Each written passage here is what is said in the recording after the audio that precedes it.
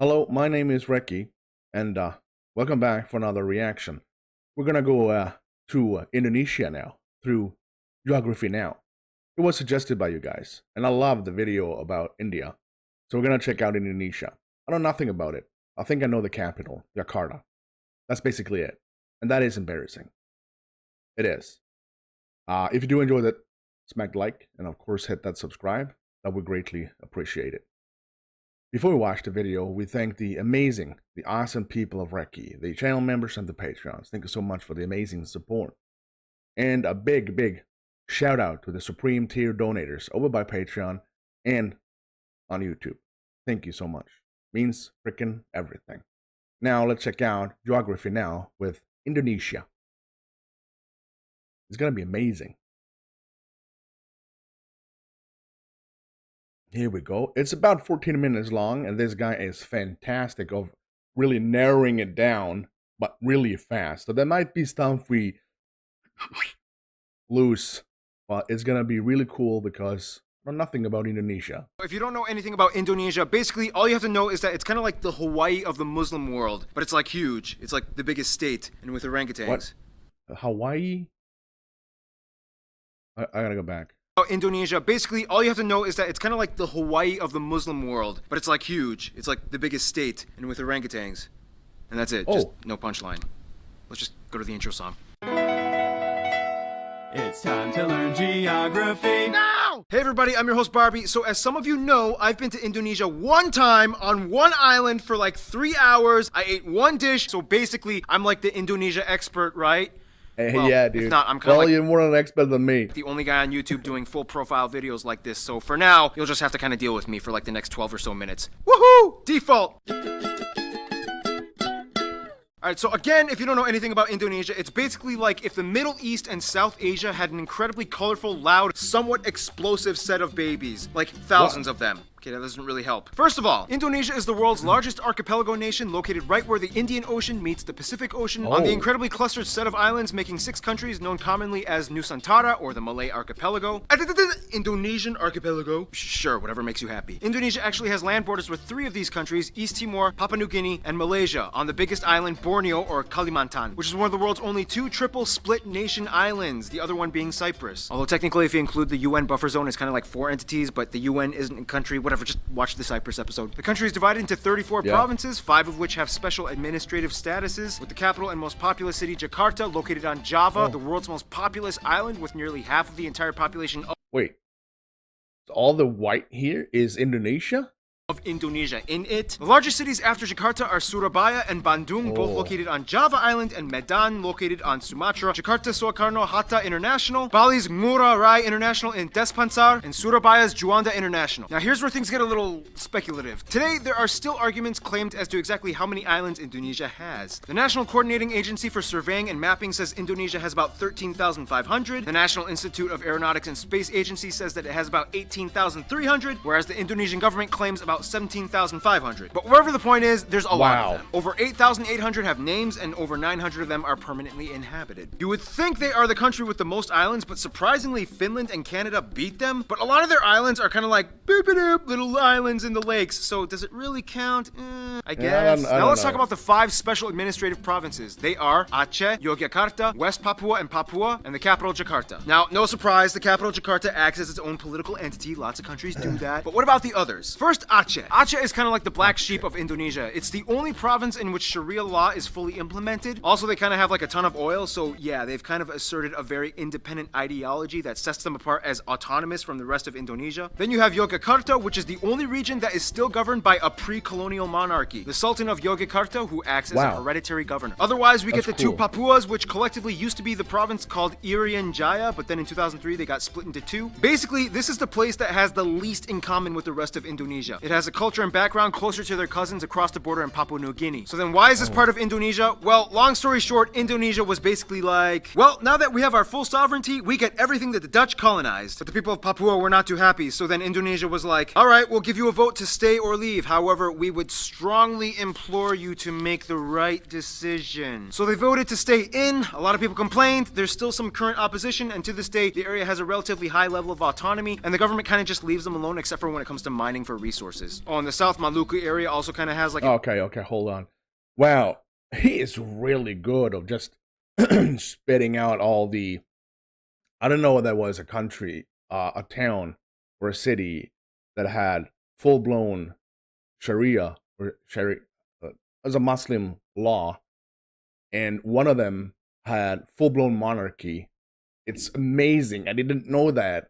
I really got goosebumps for that. Autonomy, and the government kind of just leaves them alone except for when it comes to mining for resources. Oh, and the South Maluku area also kind of has like an independence dispute thing kind of going on, but the major opponents to the Indonesian government are primarily based in the Netherlands. Then you have the strange Riau Islands, which look like they should belong to Malaysia, but they don't, even though they have a strong Malay-derived culture. Then you have the Ambalat Sea Block, which has a ton of oil that both they and Malaysia argue over. So that essentially covers most of the administrative divisions of Indonesia. Some of the most notable spots of interest in Indonesia might include the National Monument and Museum, Royal Keraton na Yogyakarta Palace, Ratu Boko, the Magelang and chicken-shaped churches, Borobudur, disputed to be the largest Buddhist temple in the world, Maimum Palace, the Taman Sari Underground Mosque, the Equator Monument, the Pura Ulun Danu Bratan Lake Temples, I'll try to say that 5 times fast, Pura Ulun Danu the Batan Lake, the Millennium Bridge, the Sacred Monkey Temple, the Hellmouth or Elephant Cave, the 7-story pagoda of Cebu, the smoked mummy villages of Aikim and Jiwika in Papua, or if you're lazy, you can just go to the Taman Mini Indonesia Indah Park, which kind of has like a bunch of replicas of all the famed sites in Indonesia. Oh, and keep in mind there's Dutch colonial style buildings all over, too many ancient temples and pagodas to list, and no matter how many buildings and landmarks are built, they will never compare to what Mother Nature has done. Which brings us to...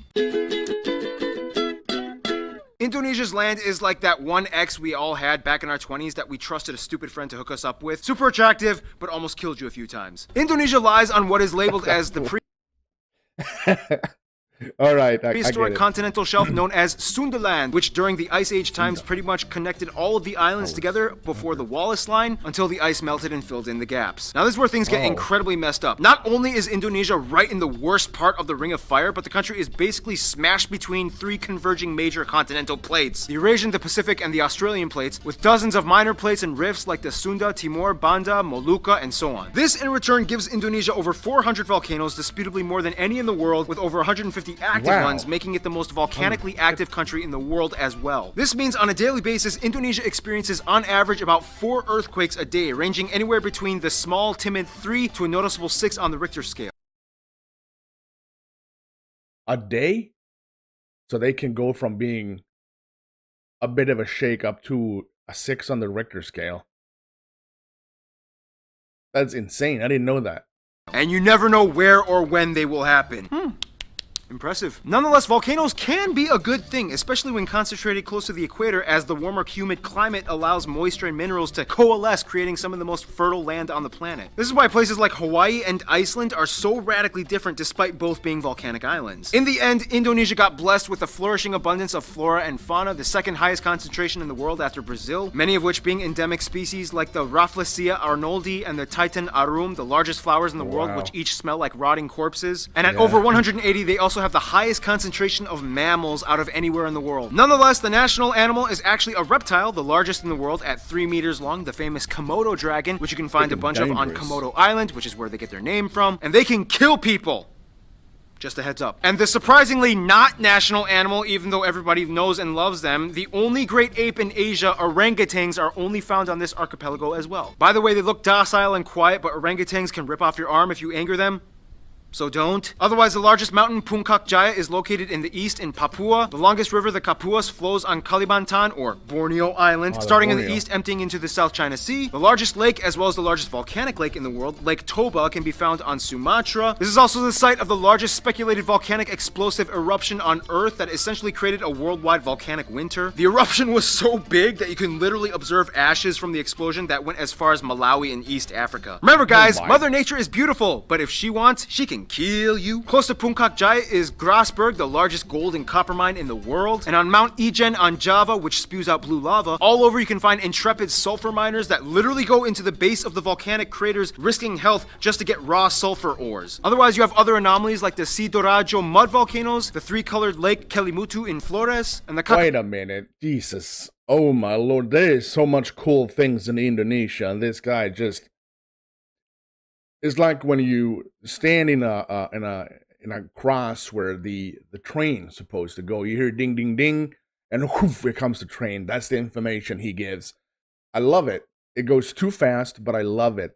There's so many things about Indonesia. I think I have to go back and watch it again after I'm done with this one.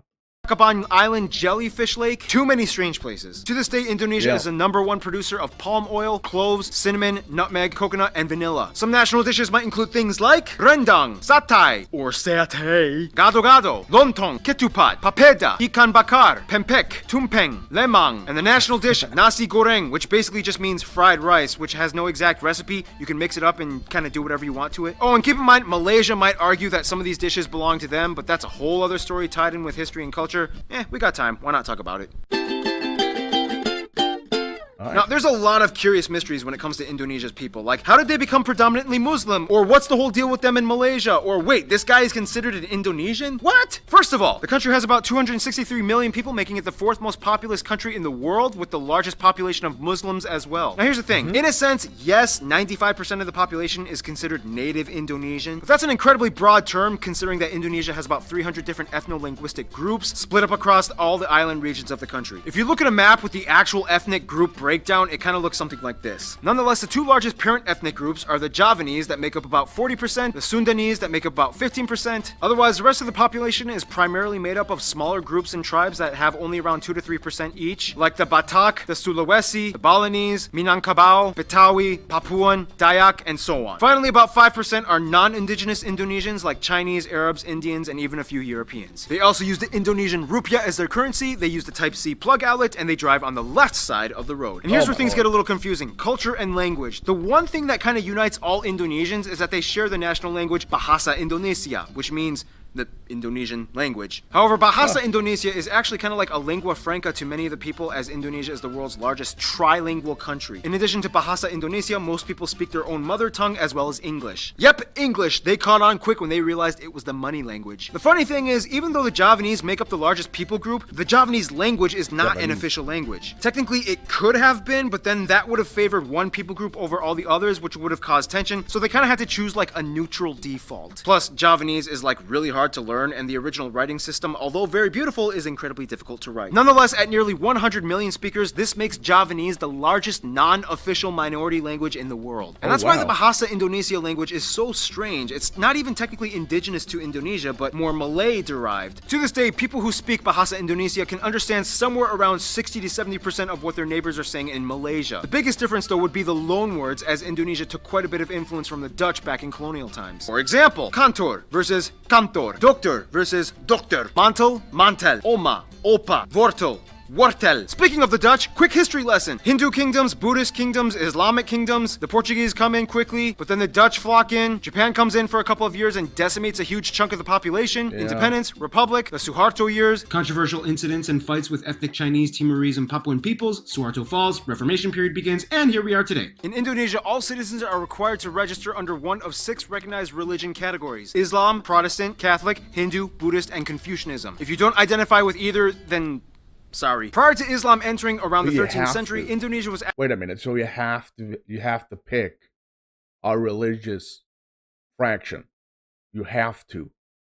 Or actually primarily Hindu and Buddhist. It's disputed on how exactly Indonesia became prevalently Muslim. Some people will say that it's because of the Arab traders that came by in the early 1st millennium. Others will say that maybe it had to do with the Malacca Sultanate conquest that fought against the Hindu and Buddhist kingdoms. And the truth is, both might be right. Inevitably, Bali became like the last sort of haven for whatever Hindus were left. The eastern Nusa Tenggara region and the Papuas remained predominantly Christian, as the Dutch and Portuguese shared the gospel. Islamic culture in Indonesia is a little different from what it looks like in the Middle East. For one, most mosques don't have the typical dome structure, and actually many of them resemble Hindu temples, like the Demak Great Mosque. When a family member dies, their relatives might often come together and pray for a whole week, and then again on the 40th day, and then on the year anniversary, and then on the 500th day, and so on. Also, the night before Eid al-Fitr, the youth might gather and go around neighborhoods reciting the takbir. Those are some things you don't really typically find in the Middle East. Clothing modesty customs are pretty loose. Not all Muslim women wear hijabs, however, the ones that do might also complement it with Western clothing, like branded t-shirts with skin-tight sleeves and jeans. When I was was in Indonesia, I saw a hijab-wearing woman with short sleeves and capri pants exposing her calves. I was like,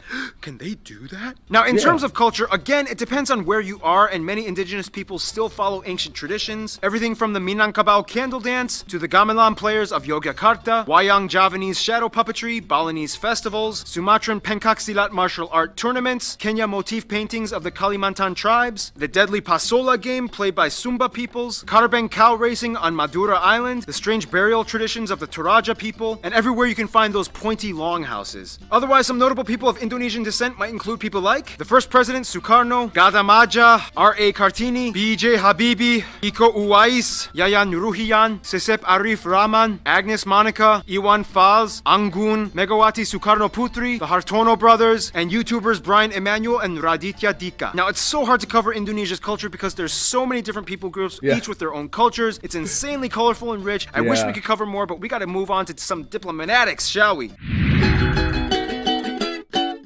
Okay, so Indonesia is basically like the kingpin of Southeast Asia with the largest population and economy, as well as being a member of the G20. Therefore, they know how to manage relations. First of all, the rest of the Muslim nations in the Middle East generally get along with Indonesia as they see them as kind of like their strange Asian cousins. Indonesians make up the largest group of pilgrims for the Hajj in Mecca. However, there has been some controversy with Saudi Arabia in regards to migrant worker abuse and death sentences. Since then, Indonesia dramatically decreased its expat programs. The US, the Netherlands, and Australia are kind of like their biggest non-Asian supporters. In addition to trade and business, the US played a huge role in Indonesia's independence, and they worked closely during Cold War times. The Netherlands still holds close ties to Indonesia despite post-colonial bitterness. Plus, tons of Indonesians live in the Netherlands. To this day, they have the second largest population of Indonesians outside of Indonesia after Malaysia at nearly 2 million. Australia gives some of the most aid to Indonesia, especially after catastrophe incidents. And even though there are some controversies involving immigration and attacks on Australians abroad, they still share close ties generally. Now, Indonesia and Malaysia are kind of like the Colombia and Venezuela of Southeast Asia. They're like the twins separated at birth and have a strange love-hate relationship. Malays accuse Indonesians of stealing their culture and language. Indonesians accuse them of not being grateful for all their help during war times. But when they actually meet up as people, it's like they're totally brothers. Nonetheless, most Indonesians I talk to have said Japan is probably their best friend, which is funny because Japan kind of really messed things up during World War II. Nonetheless, they've moved on, and today Japan makes up the largest export partner. Tourists flock in year-round, and the two have been building each other up for over half a century. In conclusion, Indonesia's people are very much like their islands, numerous with lush, colorful, strange diversity. Sometimes a cyclone, earthquake, or volcano of controversy erupts, but at the end of the day, they still flourish together as one. Stay tuned, Iran is coming up next.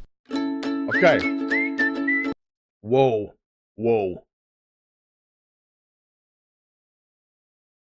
Another video that I really enjoy from Geography Now. If you haven't checked it out, please do. Link for it is in the description. Now I'm gonna try to get it all in here. A lot of information. There was 99.9 of this video was educated. I had no clue about anything. One thing that actually got me was, how do you govern? I think it's really hard to govern or rule a country when it's basically based on different islands. That got to be the hardest thing. I've never been to Indonesia, but I sure would love to go there. It seems to be a wonderful country. I'm going to wrap it up. Thank you so much for watching. If you did enjoy this, smack a like, and of course hit that subscribe. If there's any other videos about Indonesia you want me to check out, use the comment section for that. Until next time, I am Recky, and you stay safe.